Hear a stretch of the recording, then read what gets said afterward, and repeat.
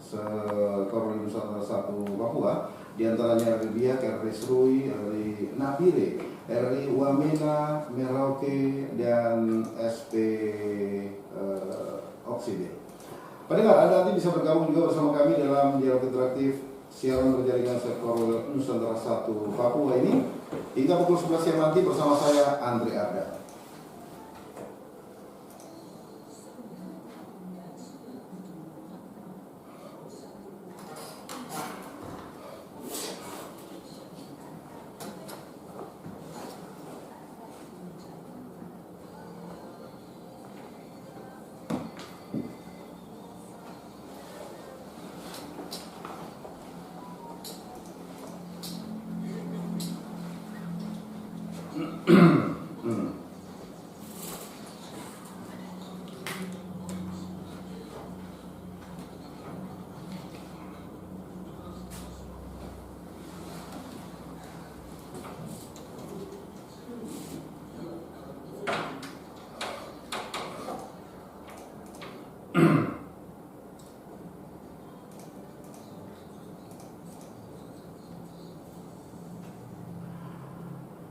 Iya pendengar, seperti yang tadi sudah saya sampaikan ke ruang dengar Anda. Pagi ini kami akan hadir dengan dialog interaktif, sebuah siaran berjaringan se-Korwil Nusantara 1 Papua.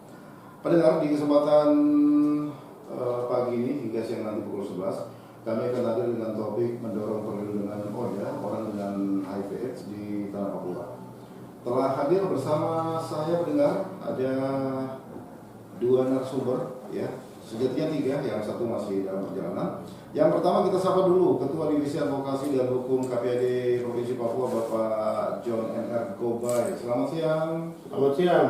Ya, terima kasih sudah hadir ya. Selamat siang juga pendengar di mana saja. Oke. Dan yang kedua ini anggota Divisi Advokasi dan Hukum Panji Agung.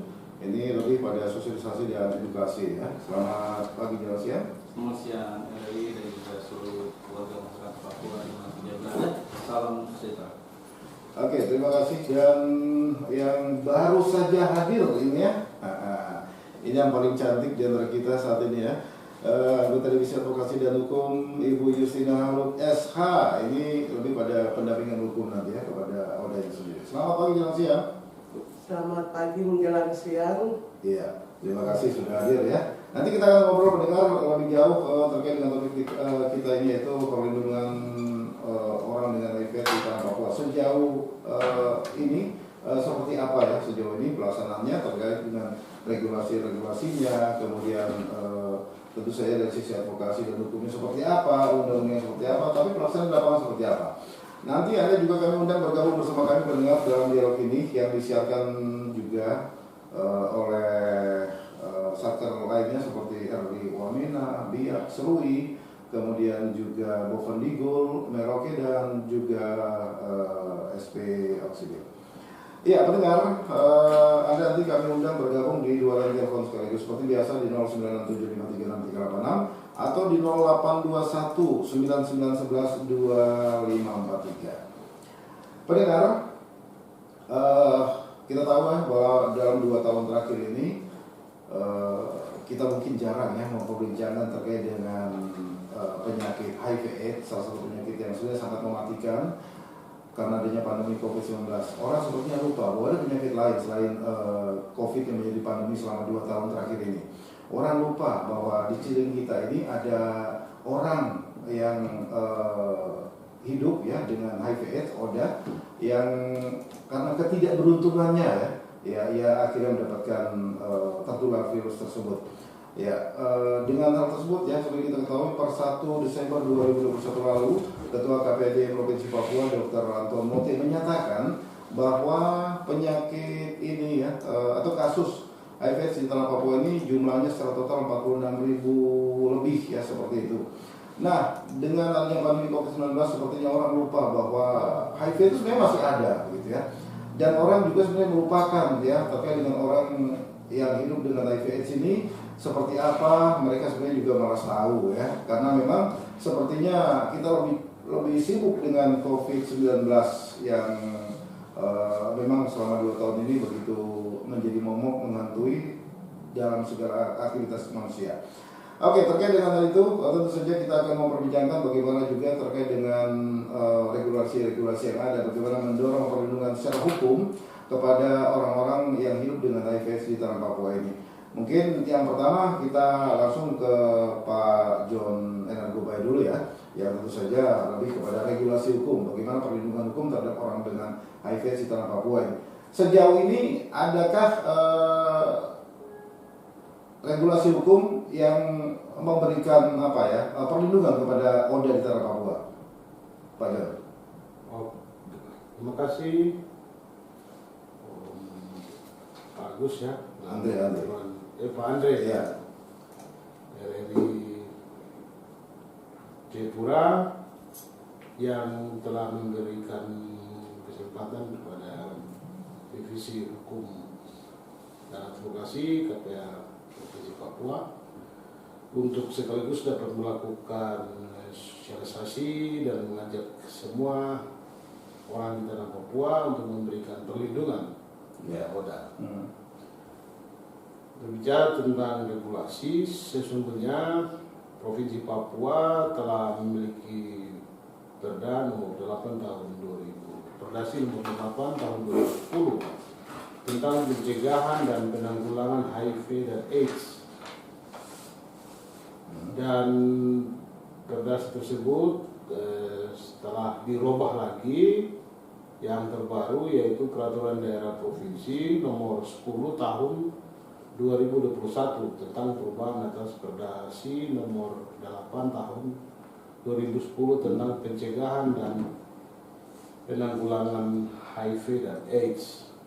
Nah, tentunya dengan adanya regulasi ini memerintahkan kepada semua stakeholder ya, baik pemerintah provinsi maupun kabupaten kota untuk dapat melakukan tindakan-tindakan pencegahan dan penanggulangan HIV dan AIDS di Provinsi Papua. Nah, sepakat tadi yang disampaikan oleh Bung Andre bahwa seakan-akan COVID-19 itu menenggelamkan ya, penyakit HIV ini. HIV. Saya tadi pagi sebelum datang ada seorang perawat di Nagiri menyampaikan yang sama seperti disampaikan oleh Bung Andre tadi. Untuk itu melalui kesempatan ini kami ingin mengajak pada semua stakeholder, pemerintah provinsi, pemerintah kabupaten, kota, untuk di provinsi KPAD provinsi sudah jalan. Kami harapkan KPAD di kabupaten kota juga dapat diefektifkan kembali, khususnya lebih fokus ya ke daerah-daerah yang misalnya bahan bakar untuk terjangkitnya HIV ini sangat ya. Bahan bakar ini kan banyak, banyak di dalam identifikasi, dan itu ada di beberapa daerah. Untuk itu kami sangat berharap pemerintah kabupaten untuk mengaktifkan peran KPAD dan juga memberikan dukungan kepada klinik-klinik milik gereja ataupun lembaga agama yang lain yang juga melakukan tindakan-tindakan pencegahan, pengobatan HIV/AIDS Provinsi Papua. ODA ini sesungguhnya termakan oleh mereka menjadi korban ya, dari sebuah mitos yang salah terhadap HIV/AIDS. Kurangnya pengetahuan dari masyarakat terkait dengan HIV dan AIDS, sehingga mereka ini menjadi korban adanya stigma, adanya diskriminasi. Nah, melalui kesempatan ini kami ke depan akan terus menyampaikan bahwa perlunya perlindungan hukum yang adil bagi ODA, karena ODA tidak boleh didiskriminasi. dia juga tidak boleh mendapatkan stigma dari siapa saja untuk harus dijauhi atau dibedakan. Ini yang kami harapkan dengan adanya perdasi yang baru ini dapat terus kita melakukan perlindungan bagi Oda, tapi juga melakukan pencegahan bagi masyarakat yang lain. Iya, sejauh ini di Papua sendiri, Pak John Gobe, adakah kemudian diskriminasi yang diterima oleh Oda sendiri sejauh yang Anda ketahui? Diskriminasi apa kalaupun ada di lapangan kepada Oda di Papua? Ya, kadang-kadang kalau diskriminasi kurang mengucap ya. Kalau stigma ya saya banyak temukan ya. Orang dari mulut jangan dekati itu, orang itu sudah kenal. Jamin yang tidak boleh. Ya, jangan mereka menjadi korban. Justru kita harus memberikan penguatan kepada mereka. Ya. Agar mereka juga punya semangat. Agar mereka ada semangat. Agar mereka juga dapat menggunakan fasilitas-fasilitas pemerintah yang menyediakan pengobatan untuk menderita HIV dan AIDS. Iya, terkait dengan regulasi yang tadi sudah disebutkan oleh Pak John Gobe, Perda Nomor 8 tahun 2010 diperbarui menjadi Perda Nomor 10 tahun 2021, ya kan, terkait dengan pencegahan dan penanggulangan HIV di Papua. Sejauh ini Perda itu apakah implementasinya di lapangan sudah sesuai dengan harapan? Kami baru mulai aktif berjalan ya, baru mulai bekerja ke depan. Nanti kita akan berkoordinasi dengan Biro Hukum Serta Provinsi Papua untuk kami minta draftnya agar melalui Divisi Hukum dan Advokasi KPA Provinsi ini kita juga melakukan sosialisasi dan pemahaman kepada stakeholder. Ya pasti kita juga akan datang ke Prosat dari Jayapura untuk melakukan sosialisasi draft tersebut. Ya. Ini baru berapa bulan ini Pak John aktif sebagai anggota KPA Provinsi Papua? Kami belum sampai setahun ini. Belum sampai setahun ya? Tapi kita sudah mulai. Jadi ada Panji sudah mulai membuat YouTube untuk sosialisasi dan edukasi ya. Terkait dengan masa kerja mungkin masih baru, tapi tentu saja ada hal yang memang harus kita perjuangkan ya untuk bisa melindungi orang dengan HIV/AIDS ada di tanah Papua. Kalau Ibu Justina Haluk sendiri sebagai anggota yang fokus kepada pendampingan hukum kepada Oda sendiri, selama sejauh ini pengalaman Ibu seperti apa? Baik, terima kasih. Boleh lebih dekat sama Ibu. Ya. Terima kasih Bang Andre, juga pendengar Persatuan dari segi pendampingan sebagaimana yang tadi disampaikan oleh Bang John Gobe bahwa kami memang baru ya dari kepengurusan yang lama. Saya juga jadi anggota KPA, cuman karena tidak berjalan efektif sehingga pendampingan juga tidak jalan. Ada yang di tahun ini juga sama. Tapi sebelum ini selain di KPA, saya juga bekerja di Lembaga Bantuan Hukum atau LBH Papua.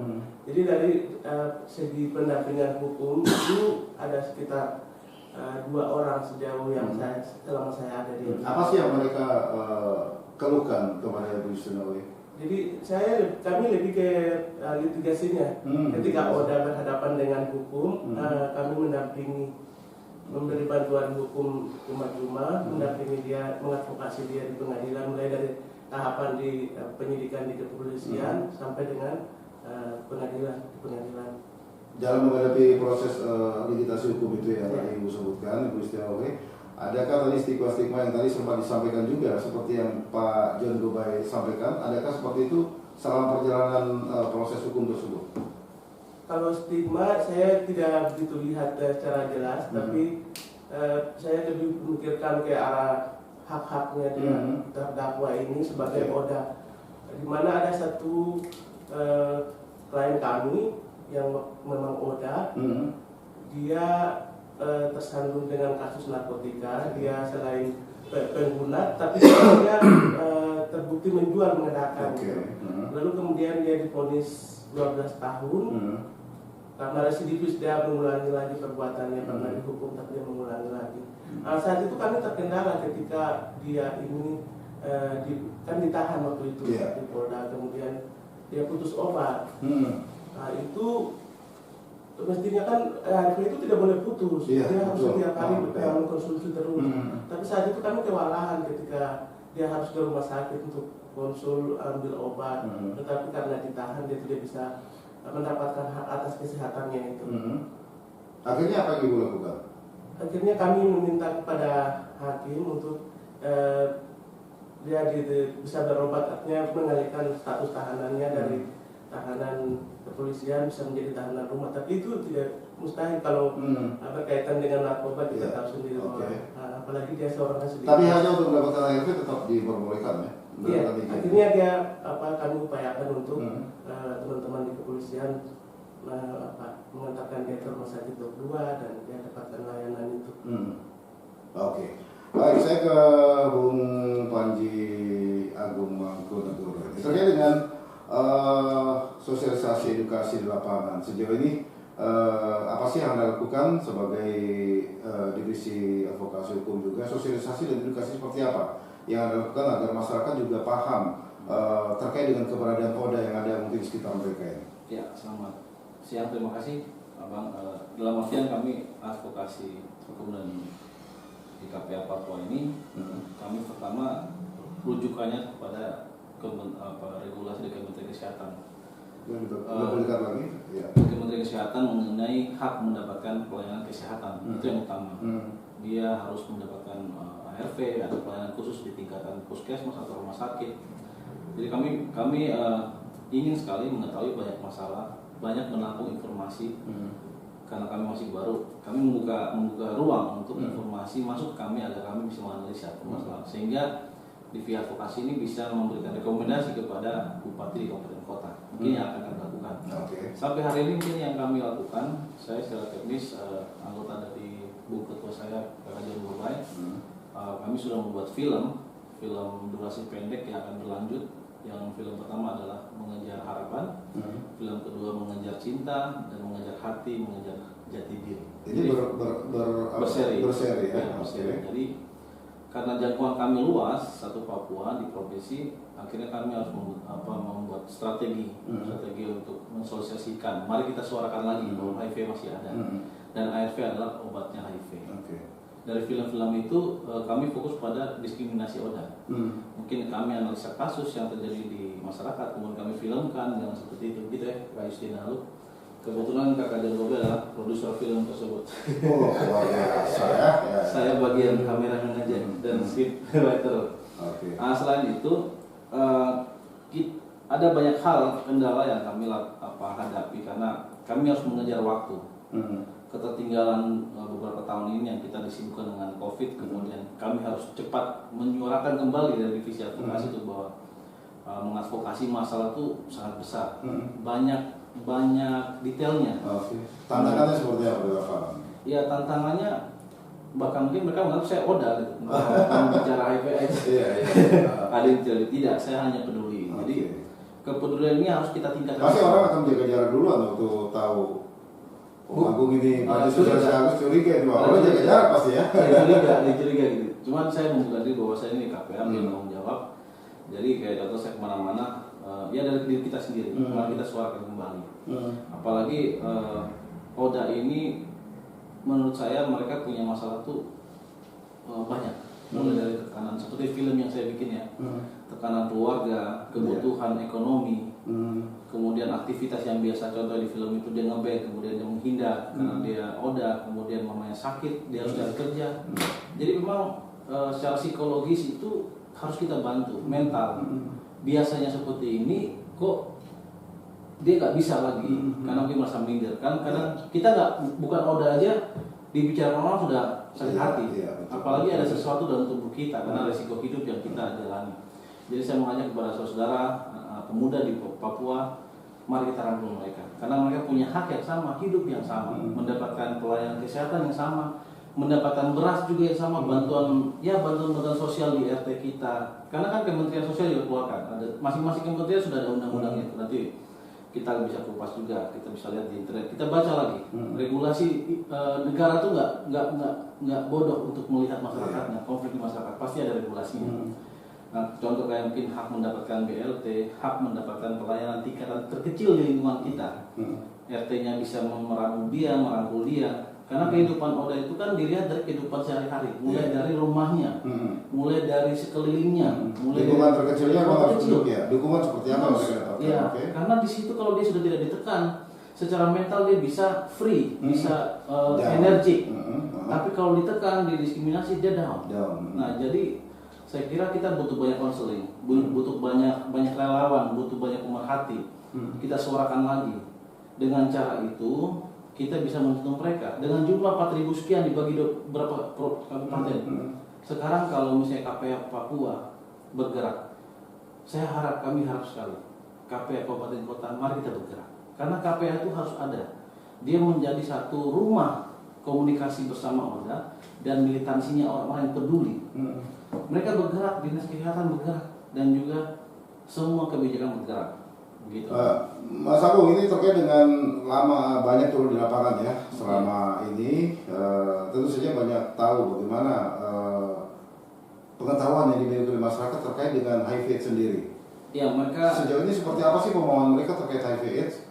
Kalau orang sekarang ini lebih paham tentu corona ini. Iya. Iya. Jadi mungkin sempat kemarin mungkin ada yang sadar dari tidurnya. Sempat saya buka di salah satu kabupaten. Yuk kita suarakan lagi tentang HIV/AIDS. Oh iya, sudah lama nggak ada penyuluhannya. Jadi kayak sadar ternyata sudah lama nggak ada ini, sudah lama nggak ada itu. Berarti kan kita selama ini tertidur, Bang. Nah, membangunkan sistem suara dan lain-lain itu butuh banyak kerjasama. Kita bisa dikatakannya kita nggak mulai dari nol, tapi kita mulai bergerak lagi. Mungkin itu yang bisa saya sampaikan. Hanya himbauan harapan ketika nantinya kami dan Kajian Global, teman-teman advokasi turun ke daerah, mohon bisa sambut kami. Kita akan ketemu dengan bupati dan bupati wali kota untuk bisa yuk KPA Kabupaten kita bangkit bersama. Ya, terkait dengan masih banyaknya stigma di masyarakat ini ya, tadi Pak John Gobai menyatakan stigma di masyarakat ini kadang-kadang juga termasuk salah satu diskriminasi ya kalau kita bisa katakan begitu. Karena stigma di masyarakat terkait dengan edukasi, informasi yang mereka peroleh yang mungkin masih minim ya, sehingga mereka masih takut untuk berdekatan dengan orang yang hidup dengan HIV/AIDS ini. Sosialisasi, bagaimana kemudian kita meyakinkan kembali masyarakat agar sosialisasi ini betul-betul mengena dan mereka bisa menerima keberadaan Oda. Bahkan bukannya masyarakat, keluarga sendiri kadang-kadang tidak mau menerima anggota keluarganya yang Oda ini. Pak John? Ya. Memang umumnya ya, di KPAD itu kan KPA pusat maupun KPAD itu rumusnya kan komunikasi, informasi, dan edukasi. Ya, mungkin juga yang perlu juga itu kan soal penyadaran. Orang menyadari bahwa Oda ini memiliki hak asasi yang harus juga dihargai. Yang kedua, dari pihak KPA tentu tidak bisa bekerja sendiri. Keterlibatan stakeholder, misalnya dari gereja, dari tokoh-tokoh adat, juga untuk memberikan pemahaman-pemahaman kepada masyarakat umum agar stigma kepada Oda ini bisa diminimalkan. Bisa diminimalkan.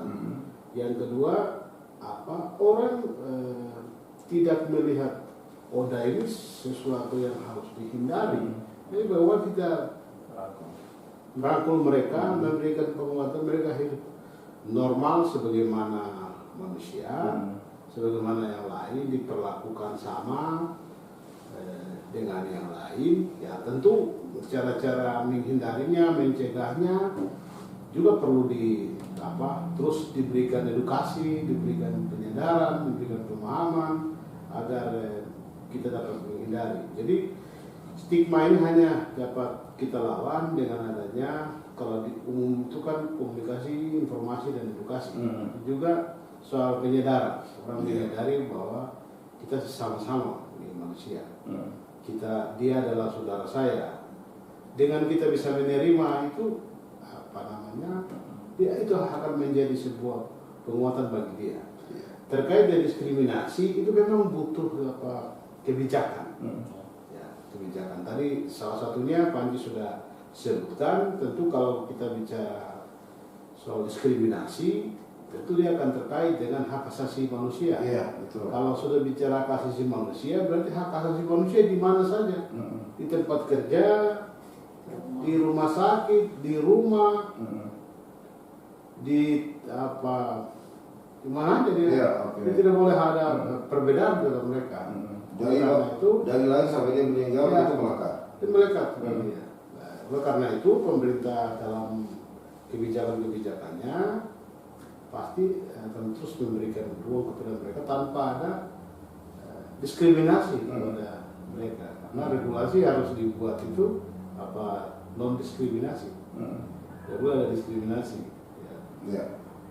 Oke, kita boleh undang pendengar ya, wajahnya Ibu Rifka dan Mas Pagi. Silakan pendengar, Anda bisa bergabung bersama kami dalam dialog interaktif Sekorwil Nusantara 1 Papua, Gerakan Membangun Papua, yang dinilai juga oleh RRI Nusantara 1 wilayah Papua ini. Ada RRI Biak, RRI Serui, RRI Wamena, Merauke, Bovendigul, dan SP Oksibil. Silakan di 0967 536386 atau di 0821 99112543. Oke, di ujung telepon kita sapa dulu pendengar kita. Selamat pagi jelang siang. Iya, dengan siapa di mana Bapak? Oke, Pak Sepi, silakan.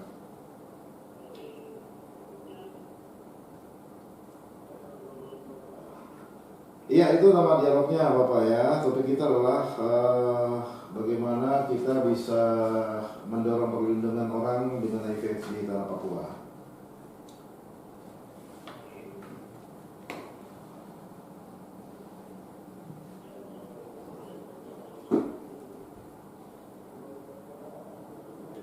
Iya. Ya, selamat selamat pagi.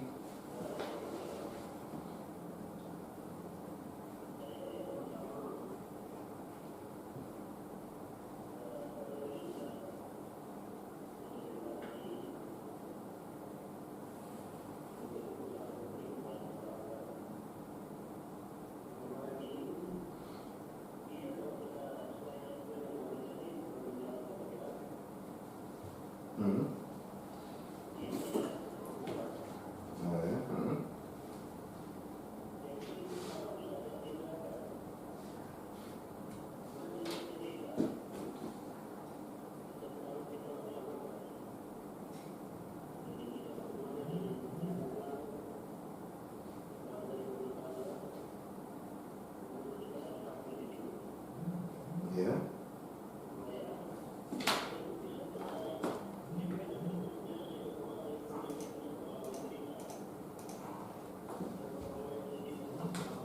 Oke, baik.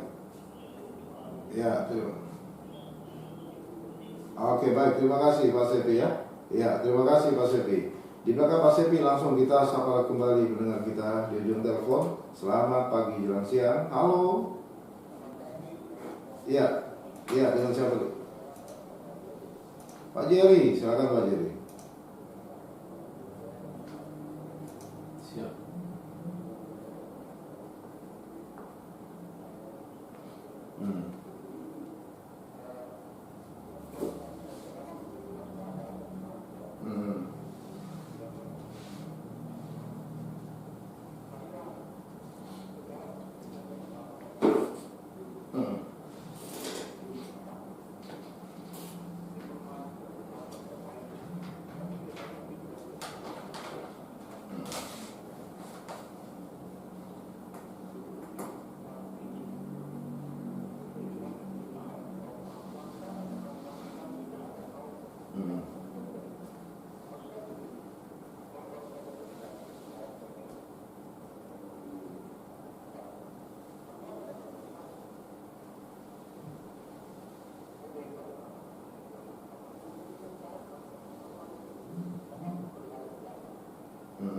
Betul, betul.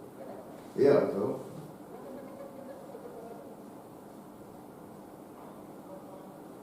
Iya.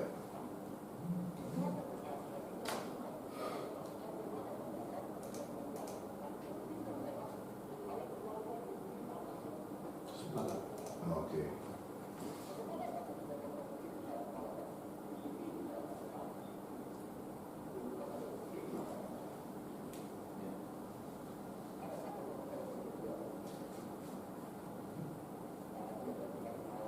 Hmm.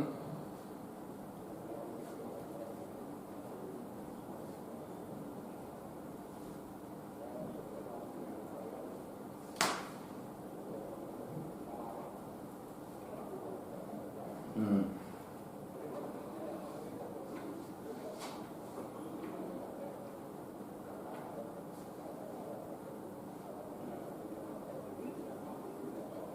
Hmm.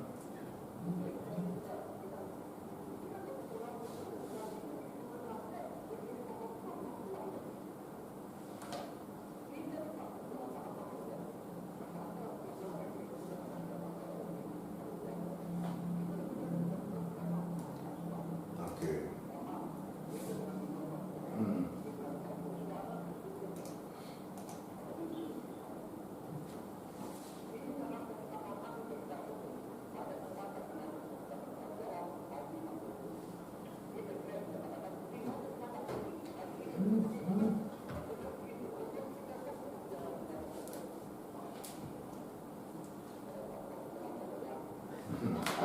Oke. Siap. Baik. Siap kakak.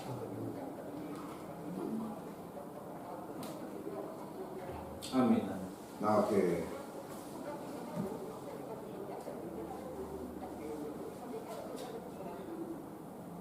Oke, baik. Pak Jerry. Terima kasih. Di belakang Pak Jerry, satu pendengar kita lagi. Kita sapa. Selamat pagi, jalan siang. Halo. Iya. Pak Wali, silakan.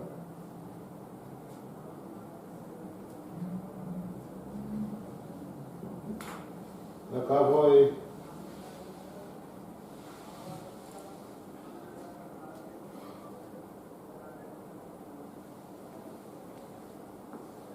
COVID ya. Hmm.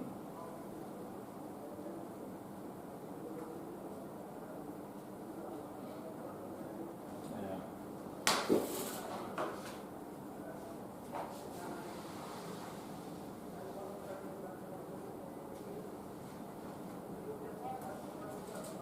Hmm.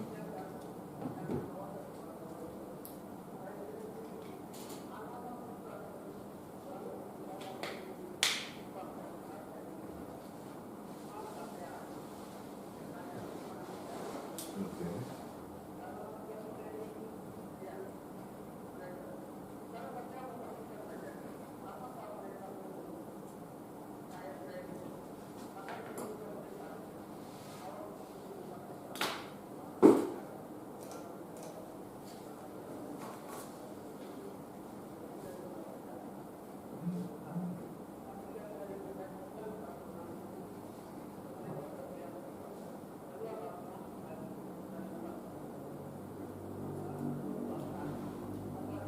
Oke, baik, terima kasih. Pendengar nanti bisa bergabung lagi bersama kami setelah kita minta responnya dari narasumber kita. Boleh, Pak, siapa yang jawab? Ibu Justina, silakan. Baik, terima kasih para pendengar Persatu RRI dimanapun berada. Jadi sebelumnya saya sampaikan dulu bahwa nama saya Justina Halut, bukan Ripka Halut. Ya. Saya terlalu akrab dengan Ibu Rita. Ibu Justina, silakan. Ya. Jadi pertanyaan dari Pak Sepi ya, Pak Sepi itu HIV menyerang perempuan. Jadi sebenarnya tidak, HIV ini dia tidak memandang entah laki-laki atau perempuan, dia tidak memandang jenis kelamin, suku, ras, dia tidak memandang itu. Jadi kenapa lebih banyak perempuan yang terinfeksi? Itu karena perempuan yang lebih banyak punya kesadaran untuk datang ke layanan untuk memeriksakan diri, sehingga dari data itu banyak perempuan yang HIV positif itu karena perempuan yang datang. Sementara ketika laki-laki disampaikan informasi, edukasi untuk bagaimana pentingnya memeriksakan diri sebelum memeriksakan diri melalui VCT untuk mengetahui status HIV, itu agak sulit. Artinya perempuan lebih terbuka ya? Perempuan lebih terbuka dan lebih ingin mengetahui status HIV-nya. Makanya kenapa data ODA itu perempuan lebih banyak, itu karena itu perempuan punya kesadaran, mereka mau memeriksakan diri. HIV. Sebenarnya kami perempuan itu lebih banyak korban, seperti yang tadi Bapak Sepi bilang. Tapi karena laki-laki kan tidak mau memeriksakan diri, jadi kan orang bisa tahu seseorang itu HIV positif atau tidak itu hanya lewat PCT. Ya, contoh seorang istri tidak mungkin dia terkena HIV/AIDS kalau sementara dia di rumah saja istilahnya ya. Kalau bukan dari suaminya begitu ya. Sementara dia mungkin memeriksakan diri, dia akhirnya dinyatakan positif, sementara suaminya tidak memeriksakan diri begitu ya. Akhirnya ketahuan adalah istrinya begitu. Padahal yang Akhirnya yang terdata di KPA adalah bahwa lebih banyak perempuan yang terinfeksi HIV begitu ya. Itu terus selain itu soal regulasi tadi saya pikir sudah dijelaskan oleh abang kami Pak John. Terus korban HIV kenapa anak muda ini lebih banyak anak muda? Karena itu seperti yang tadi disampaikan oleh Pak Abang John itu kan bahan bakar, sebenarnya bahan bakar ini. Kalau orang tua kan mungkin ya agak tidak seperti anak muda ya, mereka pergaulannya karena sudah berkeluarga, jadi lebih ke lebih ke setia ini. Anak muda ini kan karena belum berkeluarga, jadi dia masih bebas pergaulannya. Nongkrong ya, mencari jati diri. Jati diri. Terus selain itu bahan bakar seperti yang tadi bilang bahan bakar. Toko minuman keras di Jayapura ini sekalipun sudah ada perdasi atau perdasi, tapi ada batasan jam 12 itu harus tutup.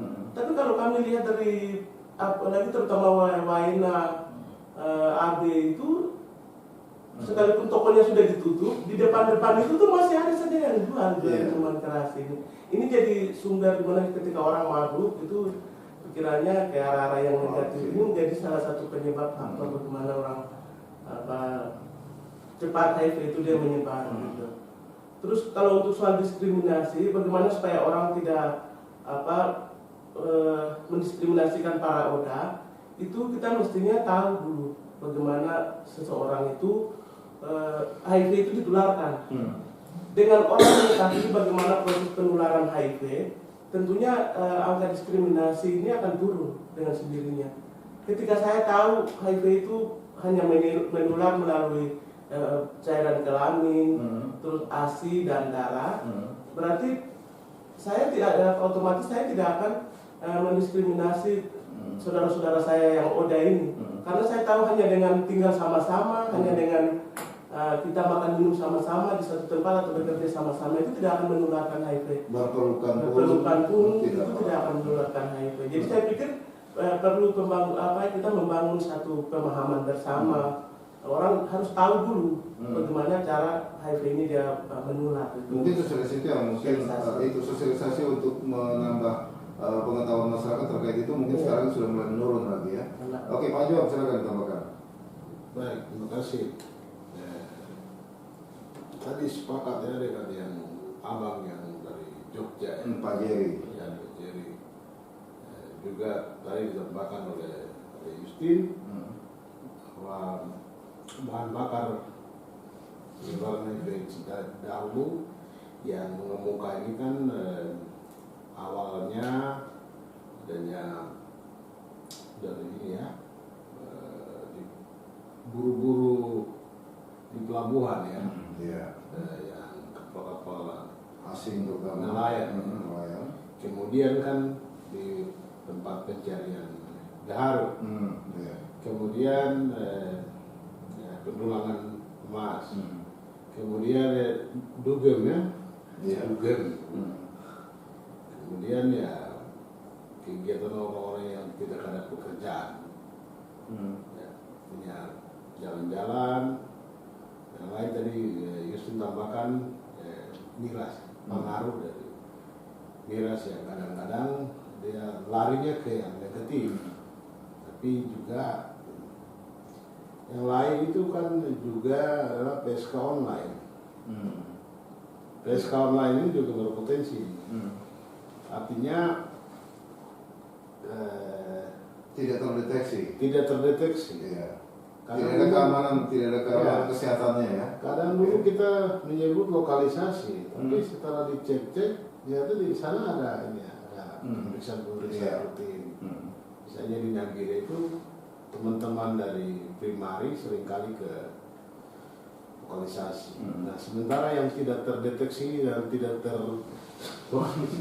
ini yang rentan ya. yang rentan ini. Nah, untuk itu memang perlu kesadaran kita bersama untuk memahami bahwa penyebaran HIV/AIDS itu tidak serta-merta langsung dengan berpelukan, berjabat tangan, dan dengan kita berkomunikasi, dengan makan bersama. Ini yang harus menjadi kesadaran kita semua. Dan juga bagi mereka yang muda, memang harus ada penyediaan obat ARV di klinik-klinik yang ada ya, dan juga di puskesmas yang memiliki ruangan khusus untuk itu, untuk pelayanan HIV dan AIDS. Tadi Pak Wali juga menekankan itu manfaat ARV sejauh ini apakah betul itu memang bermanfaat bagi orang HIV/AIDS sejauh ini? Iya, Pak Andre. Jadi yang memang ditetapkan oleh pemerintah itu ARV. Tetapi di masyarakat dari pengakuan banyak juga yang mempunyai cara-cara dengan kearifan-kearifan lokal. Ada juga yang dengan menyerahkan seutuhnya seluruh hidupnya kepada Tuhan. Tuhan yang berperkara di dalam persoalan dan pergumulan hidupnya. Ya, jadi memang mudah-mudahan ke depan kami dari divisi hukum dan advokasi dapat menemukan orang-orang seperti itu, sehingga mungkin dia bisa share kepada kita semua bagaimana. Ya, mudah-mudahan untuk ke depan harapannya begitu. Memang banyak kasus yang kami dengar, sehingga kalau kita bisa pastikan ada contoh kasus begitu, biasanya dia yang melakukan share untuk bagaimana pengalaman dia dalam menjawab yang tadi disampaikan oleh Pak Wali dari Neta. Ya. Oke. Mas Wali mungkin mau tambahkan? Ya, jadi saya mau tambahkan dari Pak Wali Neta ini pertanyaan yang beliau seperti menekankan apakah ARV itu bisa menyembuhkan atau tidak. Sepaham kami bahwa virus HIV itu dia hidup selama 80 tahun. Itu berarti lebih dari usia manusia zaman sekarang, kita kan 80-70-an. Nah, bagaimana itu ARV bisa menekan daur hidupnya virus itu, bisa diredus sehingga daya tubuhnya kembali. Nah, ini soal imun dan daya tubuh. Nah, sedangkan ARV ini sudah ditetapkan. Jadi uji klinisnya ada. Adapun ada tadi kayak kakak juga sampaikan kearifan lokal itu untuk meningkatkan imun lain, daya tahan tubuh, membuat dia lebih fresh, bisa mungkin kebiasaan hidup ya. Ini soal kearifan lokal. Tapi kalau ada isu lain yang pernah saya nggak mau sebut produknya yang bergeming di pusat publik bahwa menggantikan ARV, kami dari advokasi juga punya beban moral untuk menyampaikan kepada publik bahwa jangan gunakan obat lain yang medis selain ARV. Karena dengan ARV itu sudah melalui proses pelayanan kesehatan dan itu direkomendasikan oleh WHO. Dan kami juga advokasi hukum ini harus menegaskan kembali bahwa tidak ada obat lain yang diproduksi oleh modern perusahaan apapun bisa menggantikan ARV. Oke, artinya bahwa orang yang sudah terkena terinfeksi HIV/AIDS ya, HIV atau sudah menjadi AIDS gitu, ARV adalah obat utama ya. Artinya kalau boleh saja menggunakan kearifan lokal dengan ramuan-ramuan ya atau kebutuhan itu tetap ya boleh saja, tapi jangan pernah meninggalkan ARV. Iya, betul. Ini soal kepatuhan, karena kalau putus berarti drop. Dia punya soal kepatuhan menggunakan minum ARV. Iya, Bu Yusrina tadi sempat dikatakan ada kasus sampai tadi yang di tahanan itu ya terputus. Ya itu. Ya ini seperti apa pada saat dia tidak lagi mengkonsumsi itu? Ya itu sempat terputus sekitar 2 minggu. Dan kondisinya seperti apa? Drop? Ya drop tapi tidak sampai parah. Akhirnya ketika dia kembali lagi mendapatkan mengkonsumsi itu ARV, dia sehat. Oke. Jadi memang itu mempengaruhi ya daya tahan khususnya daya tahan tubuhnya dia ya. Oke pendengar, kita sudah ada kembali untuk bergabung bersama kami. Silakan Anda bisa telepon di 0821 9911 2543 atau di 0967 536 386. Di ujung telepon. Selamat pagi jelang siang. Halo. Iya. Pak Boni, silakan. Ya, singkat Bapak ya.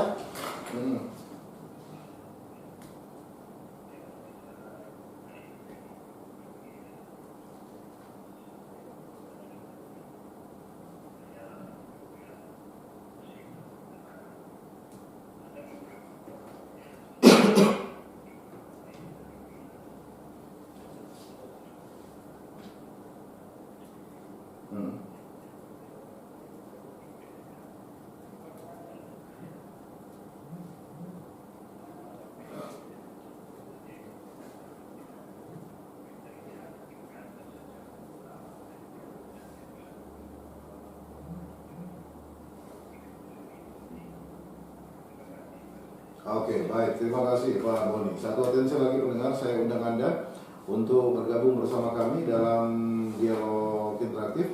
Topik kita pendengar adalah mendorong perlindungan orang dengan HIV SODA di Tanah Papua.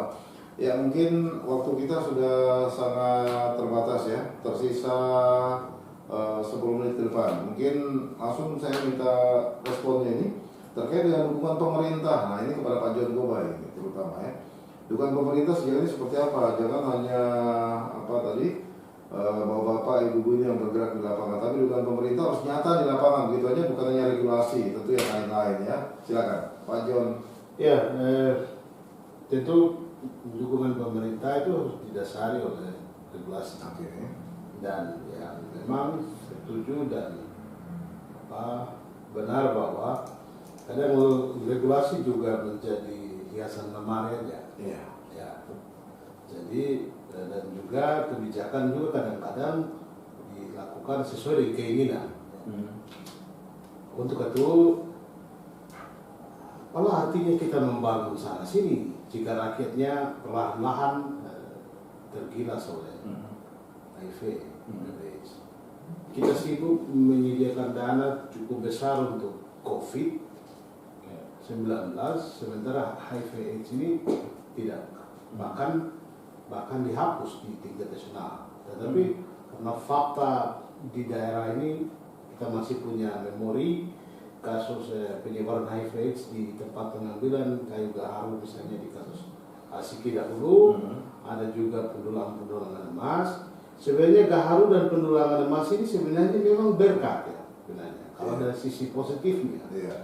Tetapi kadang-kadang ini bibit-bibit ini masuk ya, jadi bukan berarti menghilangkan kegiatan pengambilan gaharu dan pendulangan, tetapi kita meniadakan, menghentikan, bahkan membersihkan dari pengaruh-pengaruh negatif. Ini yang perlu dilakukan dengan cara kita melakukan pengendalian siapa yang masuk. Orang ini dia bebas atau tidak ini dari HIV.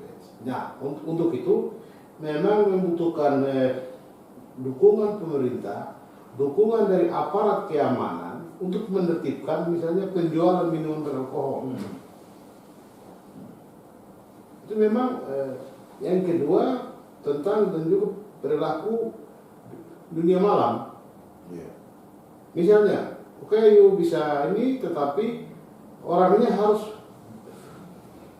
bebas melakukan, bebas dari HIV/AIDS, atau dia rutin memeriksakan diri. Lebih ekstrim memang banyak tempat mulai meminta untuk ditutup. Ya. Nah, itu tentu perlu. Tetapi yang paling penting hari ini adalah penyediaan ARV dan memberikan penyadaran kepada masyarakat untuk tidak memberikan stigma atau diskriminasi kepada ODA. Ini yang paling penting, dan juga melalui APBD baik di provinsi untuk penyediaan ARV, penguatan terhadap kapasitas dari KPA yang ada. Karena kalau dinas itu kan mengurus banyak urusan. Kalau KPA fokus. Karena itu memang dukungan untuk KPA dan juga klinik-klinik yang juga mempunyai mengurus fokus kepada HIV dan AIDS, ini perlu dilakukan. Misalnya dengan penyediaan ARV, tapi juga dengan penyediaan dana, agar mereka juga ikut memberikan penyadaran kepada masyarakat. Terima kasih. Ya, Bung Panji mungkin ya, Ya, bisa saya ditambahkan. tambahkan tadi Pak Boni, terima kasih Pak Boni untuk masukannya mengenai keterlibatan atau mungkin pengaruh bahan bakar kayak miras, PSK, lokalisasi yang tidak teridentifikasi, kemudian keterlibatan LSM. Saya lebih suka soal keterlibatan LSM. Jadi karena kami baru terbentuk November, di hari ini saat ini juga kami ingin sekali teman-teman LSM yang tingkat provinsi main-mainlah kantor kami untuk membuka diskusi. Karena pandemi COVID 2 tahun ini sudah menutup ruang kita untuk diskusi. Jadi saya yakin masih ada beberapa LSM yang masih aktif sampai hari ini, sampai daerah, bahkan lebih tahu banyak hal. Nah kami kan ingin berdiskusi Bang. Jadi mohon kiranya bisa gitu Pak Kajon ya, diskusi dengan kami, kita mencari informasi. Mungkin ada tren-tren baru soal ya tadi kayak lokalisasi online, bagaimana cara mengidentifikasi, karena modusnya sudah berubah Bang. Lokalisasi itu harus tetap ada sehingga bisa dikontrol. Semua lini bisa mengevaluasi, mengontrol, mendistribusikan kondom Daripada online. Karena online ini nggak mau buka diri bahwa saya PSK, tapi di online ada namanya. Nah seperti ini kasus nih. Nah apalagi minta maaf, kita lihat sejarah Pak Joni, sejarah Sultanikir yang sudah dibubarkan. Nah saya melihat satu wacana buruk ke depan karena ada perpindahan penduduk dari kota besar di Jawa ke Papua yang mungkin dulu adalah PSK dipulangkan, dia balik statusnya beda, pengunjung atau trans atau mungkin hanya jalan-jalan. Nah ini kan kita lebih susah mengidentifikasi resikonya ini yang harus diukur. Ketika nilainya bertambah, pasti kan modusnya juga ada, tren-trennya baru. Dulu jualan offline di sebelah kiri ya, dia sekarang balik lagi dia jualan secara online. Jadi jualnya COD ya kan? Nah itu ya jujur aja mungkin micet lah itu pakai tua ya micet ya. Oke, terkait dengan ini sosialisasi ya, artinya begini, pemahaman masyarakat itu akan seiring dengan sosialisasi yang selalu gencar disampaikan oleh pemerintah, oleh LSM, oleh siapa saya seluruh stakeholder ya, untuk mensosialisasikan IVS dan juga bagaimana kita selalu memberikan perlindungan, memberikan hak-hak kepada ODA ini. Nah ini perlu diperlukan seperti orang juga akhirnya paham bagaimana apa itu COVID-19 yang dimana 2 tahun gencar ya diberikan sosialisasi. Haruskah seperti itu Pak John dan juga Mas Panji? Sehingga orang betul-betul paham terkait dengan HIV dan juga ODA yang ada di sekitar mereka. Harus. Saya kira memang demikian ya. Misalnya kita mau naik pesawat, kita harus cari konter-konter itu klinik kesehatan untuk tes COVID. Wajib. Kalau tidak, Anda tidak bisa naik pesawat. Anda harus bebas dari COVID. Kalau tidak bisa mengikuti rapat dengan pejabat misalnya. Nah ini kan, lalu mengapa kita tidak melakukan hal yang sama untuk HIV dan AIDS? Untuk itu saya kira memang pemerintah harus bisa memberikan sebuah perda ada, permen ada, hanya sebuah kewajiban itu menjadi sebuah keharusan. Ini yang belum ada. Karena itu memang harus dilakukan untuk menyelamatkan orang asli Papua dan semua orang yang ada di Papua ini dari HIV dan AIDS. Karena ini fenomena gunung es, dia baru muncul aja di permukaan, kita tidak tahu di bawah pergerakannya. Apalagi yang tadi itu yang online. Sekarang dari seluruh penderita HIV di tanah Papua berapa persen jumlah orang asli Papua ini? Ada datanya kan? Total kan 47.462 ya data Bpjs.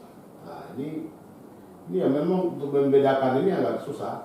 Pertama itu kan juga karena basis data kita ini kan masih campur. Ya mudah-mudahan dengan adanya PP 106 2021 yang ini memang diamanat untuk adanya sistem informasi administrasi kependudukan yang ke Suara Lasti Papua. Harapannya dengan demikian kita punya data yang bisa membedakan dalam setiap kasus, misalnya dalam kasus COVID berapa Suara Lasti Papua. berapa Kita bisa kasus membedakan. HIV, kita bisa membedakan. Baik, waktu kita sampai di penghujung kebersamaan kita dalam dialog interaktif Korwil Saudara 1 Gerakan Membangun Papua dengan tema kita mendengar yaitu mendorong perlindungan Orda di Tanah Papua.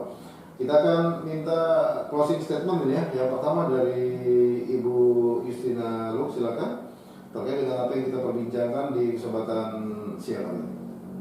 Baik, terima kasih para pendengar yang saya hormati dimanapun berada. Saya Justina Haluk. Dalam kesempatan penutup ini saya ingin menyampaikan bahwa pentingnya setiap orang kita wajib untuk memeriksakan diri mumpung masih sehat. Dengan demikian kita mengetahui status HIV kita itu penting. Jadi jangan malu-malu, jangan takut, jangan sungkan untuk datang ke layanan memeriksakan diri HIV. Jika sudah terinfeksi HIV jangan juga takut karena masih ada HIV. Untuk yang sudah positif, untuk tetap dipertahankan, tetap datang ke layanan dan mengambil AFD. Oke, Mas Panji. Ya, terima kasih saya Panji Umugoro. Saya mengimbau pada seluruh masyarakat di Papua, pemuda dan teman-teman saudara semua, jangan jauhi Oda. Kita sayang mereka. Mereka memiliki hak yang sama seperti kita. Hidup bersama, bergandengan tangan. Dengan cara itu kita bisa mengetahui banyak hal. Kemudian jangan lupa bahwa ARV adalah obatnya HIV/AIDS. Yang terakhir, jangan pernah kita diam untuk HIV/AIDS. Ayo kita bersuara. Mungkin itu aja Bang. Oke, terakhir Pak Gobay. Dalam rangka perlindungan Oda, kami berharap tidak ada stigma kepada Oda dari kita semua.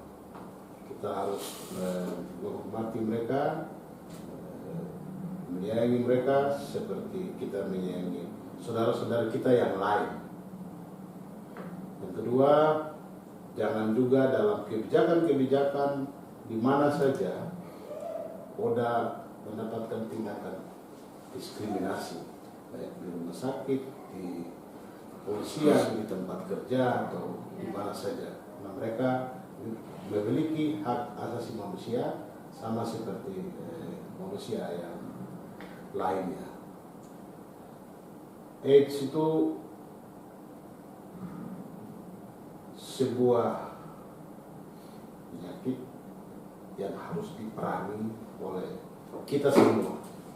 Untuk itu, pemerintah kami harapkan memberikan dukungan maksimal untuk penyediaan ARV, untuk klinik-klinik kesehatan yang menyediakan pelayanan untuk HIV/AIDS, agar ini kita perangi bersama demi tanah Papua yang lebih baik dan manusianya yang tetap sehat. Amin. Oke, baik, terima kasih untuk kehadirannya ya Pak John N.R. Gobay, Ketua Divisi Advokasi dan Hukum KPA Provinsi Papua, kemudian Ibu Justina Lukesa, anggota Divisi Advokasi dan Hukum, dan kemudian anggota Divisi Advokasi dan Hukum Mas Panji Agung Mangkunegoro sudah hadir. Terima kasih semuanya ya.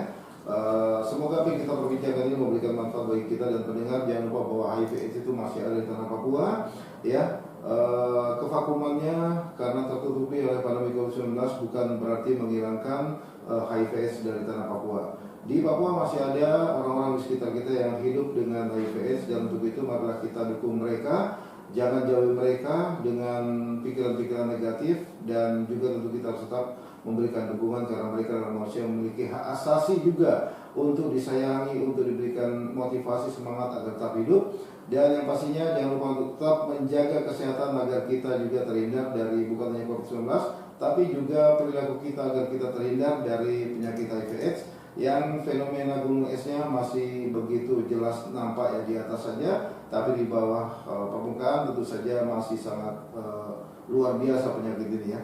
Untuk itu marilah kita menjaga perilaku kita dekatkan diri kepada Tuhan Yang Maha Kuasa. Dan sekali lagi, marilah kita tetap sama-sama menghindari rel kita untuk tidak turut serta menyebarkan HIV di tanah Papua, agar kita orang Papua tetap eksis dan bisa membangun tanah Papua. Mewakili kerabat kerja yang bertugas, saya Andri Ardan di siaran berjaringan Nusantara 1 dari Papua, Gerakan Membangun Papua. Mohon pamit. Terima kasih, selamat siang dan sampai jumpa.